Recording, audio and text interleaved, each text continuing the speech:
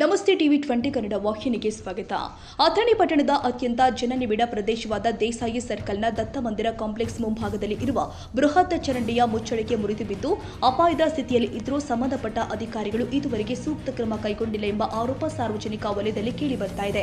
ದತ್ತ ಮಂದಿರ ಕಾಂಪ್ಲೆಕ್ಸ್ನಲ್ಲಿ ಜೆರಾಕ್ಸ್ ಅಂಗಡಿಗಳು, ಚಹಾ ಹೋಟೆಲ್, ಮೆಡಿಕಲ್ ಶಾಪ್ ಸೇರಿ ಹಲವು ವಾಣಿಜ್ಯ ಮಳಿಗೆಗಳು ಇದ್ದು ಪ್ರತಿದಿನ ನೂರಾರು ಜನ ಈ ಮಾರ್ಗದಲ್ಲಿ ಸಂಚರಿಸುತ್ತಾರೆ. ಮುರಿದು ಬಿದ್ದಿರುವ ಚರಂಡಿ ಮುಚ್ಚಳಿಕೆಯಿಂದಾಗಿ ಪಾದಚಾರಿಗಳು, ಮಹಿಳೆಯರು ಹಾಗೂ ಹಿರಿಯ ನಾಗರಿಕರು ಅಪಾಯ ಎದುರಿಸುವಂತಾಗಿದೆ. ಈಗ ಮಳೆಗಾಲ ಆರಂಭವಾಗಿರುವ ಹಿನ್ನೆಲೆ ಚರಂಡಿ ಮತ್ತಷ್ಟು ಅಪಾಯಕಾರಿಯಾಗಿದ್ದು ಯಾವುದೇ ಕ್ಷಣದಲ್ಲಿ ಅನಾಹುತ ಸಂಭವಿಸುವ ಆತಂಕ ವ್ಯಕ್ತವಾಗಿದೆ.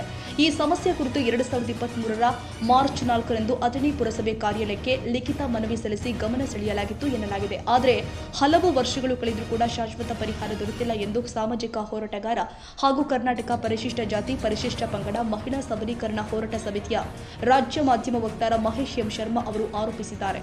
ಇದೀಗ ಮತ್ತೊಮ್ಮೆ ಅಥಣಿ ಪುರಸಭೆ ಮುಖ್ಯಾಧಿಕಾರಿ ಹಾಗೂ ತಹಶೀಲ್ದಾರ್ ಅವರಿಗೆ ಮನವಿ ಸಲ್ಲಿಸಿ ಅಪಾಯಕಾರಿ ಚರಂಡಿಯನ್ನ ತಕ್ಷಣ ದುರಸ್ತಿಪಡಿಸಿ ಹೊಸ ಹಾಗೂ ದೃಢವಾದ ಮುಚ್ಚಳಿಕೆ ಅಳವಡಿಸುವಂತೆ ಆಗ್ರಹ ಮಾಡಲಾಗಿದೆ.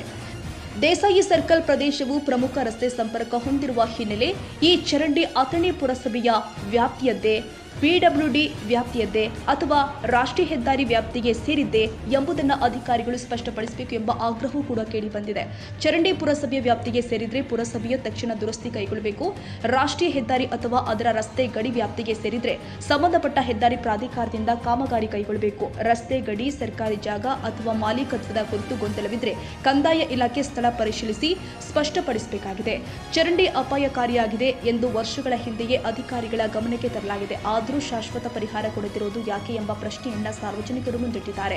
ಚುನಾವಣೆ ಸಂದರ್ಭದಲ್ಲಿ ಅಭಿವೃದ್ಧಿಯ ಭರವಸೆ ಕೊಡುವ ಜನಪ್ರತಿನಿಧಿಗಳು ಹಾಗೂ ಅಧಿಕಾರಿಗಳು ಸಾರ್ವಜನಿಕರ ದೈನಂದಿನ ಸಮಸ್ಯೆಗಳತ್ತವೂ ಕೂಡ ಗಮನ ಹರಿಸಬೇಕು. ಯಾವುದೇ ಜೀವಹಾನಿ ಸಂಭವಿಸುವ ಮುನ್ನವೇ ಸ್ಥಳ ಪರಿಶೀಲಿಸಿ ಅಪಾಯಕಾರಿ ಚರಂಡಿಗೆ ತಕ್ಷಣ ಸುರಕ್ಷಿತ ಕ್ರಮ ಕೈಗೊಳ್ಳಬೇಕು ಅಂತ ಸಾರ್ವಜನಿಕರು ಆಗ್ರಹಿಸಿದ್ದಾರೆ. ಅನಾಹುತ ಸಂಭವಿಸಿದ ನಂತರ ಕ್ರಮ ಕೈಗೊಳ್ಳುವುದಕ್ಕಿಂತ ಮುನ್ನೆಚ್ಚರಿಕೆ ವಹಿಸುವುದು ಸೂಕ್ತ. ಚರಂಡಿಯ ನಿರ್ವಹಣಾ ಜವಾಬ್ದಾರಿ ಯಾವ ಇಲಾಖೆಯದ್ದೇ ಆಗಿರಲಿ, ಮೊದಲು ಸಾರ್ವಜನಿಕರ ಸುರಕ್ಷತೆಗೆ ಆದ್ಯತೆ ಕೊಟ್ಟು ತಕ್ಷಣ ಬ್ಯಾರಿಕೇಡ್, ಎಚ್ಚರಿಕೆ ಫಲಕ ಹಾಗೂ ಸುರಕ್ಷಿತ ಮುಚ್ಚಳಿಕೆ ಅಳವಡಿಸಬೇಕು ಅಂತ ಹೋರಾಟಗಾರರು ಒತ್ತಾಯಿಸಿದ್ದಾರೆ. ಸರ್ ನಮಸ್ಕಾರ. ಇಲ್ಲಿ ದೇಸಾಯಿ ಸರ್ಕಲ್ನಲ್ಲಿ ಅಪೋಸಿಟ್ ಗಟಾರ್ 25 ವರ್ಷಗಳಿಂದ ಮಾಡಿರುತ್ತಾರೆ. ಈ ಗಟರ ಚಾವಣಿಗಳು ಈಗ ಮಳೆ ಆಗೋದ್ರಿಂದ ಹಸಿಯಾಗಿ ಮುರಿದು ಬೀಳತ್ತವ್ರೆ.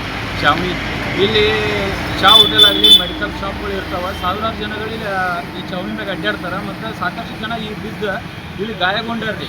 ಮತ್ತು ಈ ಗಟ್ರ ಹೆಂಗಿತ್ತು ಅಂದ್ರೆ ಯಾರಿಗೆ ಕೇಳಕ್ಕೆ ಹೋದ್ರೂ ಪುರಸಭೆಯವ್ರದ್ದು ಗಟ್ರ ಇದಾಗಿತ್ತಾ ಅಥವಾ PWDದವ್ರ ಗಟ್ರ ಆಗಿತ್ತಾ ಅಥವಾ ರಾಷ್ಟ್ರೀಯ ಹೆದ್ದಾರಿಗೆ ಸಂಬಂಧಪಟ್ಟಿರ್ತದೆ. ಈ ಗಟ್ರ ಯಾರಿಗೆ ಸಂಬಂಧಪಟ್ಟೈತಿ ಅದನ್ನು ಕೂಡಲೇ ಎಚ್ಚರ ತಗೊಂಡು ಈ ಗಟ್ರ ಶೀಘ್ರದಲ್ಲಿ ಮಾಡಬೇಕಂತೇಳಿ ನಾ ಈ ಸಂದರ್ಭದಲ್ಲಿ ಹೇಳಕ್ಕೆ ಇಷ್ಟಪಡ್ತೀನಿ. ಸರ್ಕಲ್ ಹತ್ತಿರ ಗಟಾರ ಮೇಲ್ಛಾವಣಿ ಬಿದ್ದಿದೆ. ನಾವು ತಹಸೀಲ್ದಾರ್ ಮತ್ತು ಮುನ್ಸಿಪಲ್ ಅರ್ಜಿ ಕೊಟ್ಟಿದ್ದು, ಆದರೂ ಅಧಿಕಾರಿಗಳು ಗಮನಕ್ಕೆ ಬಂದಿಲ್ಲ.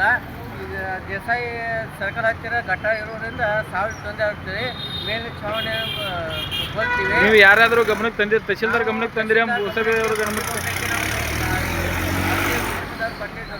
ಆದ ಅಧಿಕಾರಿಗಳು ಅದ್ರ ಬಗ್ಗೆ ಗಮನಕ್ಕೆ ತಂದರು, ಅದು ಕೆಲಸ ಮಾಡುತ್ತಿಲ್ಲ. ಆದರೆ ಇಷ್ಟು ತಹಸೀಲ್ದಾರ್, ಮುನ್ಸಿಪಾಲಿಟಿ ಅಧಿಕಾರಿಗಳಿಗೆ ಸಾರ್ವಜನಿಕರು ದೇಸಾಯಿ ಸರ್ಕಲ್ ಓಡಾಡೋದ್ರಿಂದ ಓದಿದವರು, ಇನ್ನಿದ್ದರು ಸಣ್ಣ ಮಕ್ಕಳು ಬೀಳೋದ್ರಿಂದ ಅದಕ್ಕೆ ಹೊಣೆಗಾರರು ತಹಸೀಲ್ದಾರ್ ಮತ್ತು ಮುನ್ಸಿಪಾಲಿಟಿ ಅಧಿಕಾರಿ ಆಗುತ್ತಾರೆ. ಆದರೆ ಆದಷ್ಟು ಬೇಗನೆ ಇದು ನಮ್ಮ ಗಟಾರ್ ಛಾವಣಿಯನ್ನು ಮಾಡಿಕೊಡುವುದಿಲ್ಲ. ಆದರೆ ಸಾರ್ವಜನಿಕ ಹೋರಾಟ ಮಾಡಲು ನಾವು ಮಾತು ಹೇಳೋದು. ಜೈ ಕರ್ನಾಟಕ. ಈಗ ಗಟ್ರ ಇದು ಚಾವಣಿಗಳು ಮುರಿದು ಬೀಳತ್ತವ ಅಂತ ಹೇಳತ್ತಿರಲ್ಲ, ಗಟ್ರ ಯಾರಿಗೆ ಸಂಬಂಧಪಡ್ತೈತ್ರಿ? ಇದು ಮತ್ತು ರಾಷ್ಟ್ರೀಯ ಹೆದ್ದಾರಿ ತಹಸೀಲ್ದಾರು ಈ ಗಟಾರ ಹಿಂಗೆ ಮುರಿದಿದೆ ಹಂಗೆ. ಸರ್, ಇದು ಗಟ್ರ ಯಾರಿಗೆ ಸಂಬಂಧಪಡ್ತೈತ್ರಿ? ಈಗಾಗಲೇ ಯಾರು ಗಮನ ಹರಿಸ್ತಾ ಇಲ್ಲ ಈ ಗಟ್ರ ಬಗ್ಗೆ.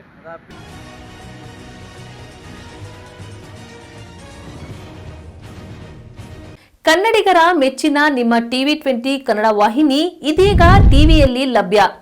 ಕರ್ನಾಟಕ ಮತ್ತು ದೇಶ ವಿದೇಶದ 360 ಡಿಗ್ರಿ ಸುದ್ದಿ ವಿವರವನ್ನ ಪಡೆಯುವುದಕ್ಕೆ ಟಿವಿ 20 ವಾಹಿನಿಯನ್ನು ಲೈಕ್ ಮಾಡಿ, ವಿಡಿಯೋಗಳನ್ನು ಶೇರ್ ಮಾಡಿ, ಕಮೆಂಟ್ ಮಾಡಿ, ಸಬ್ಸ್ಕ್ರೈಬ್ ಮಾಡಿ.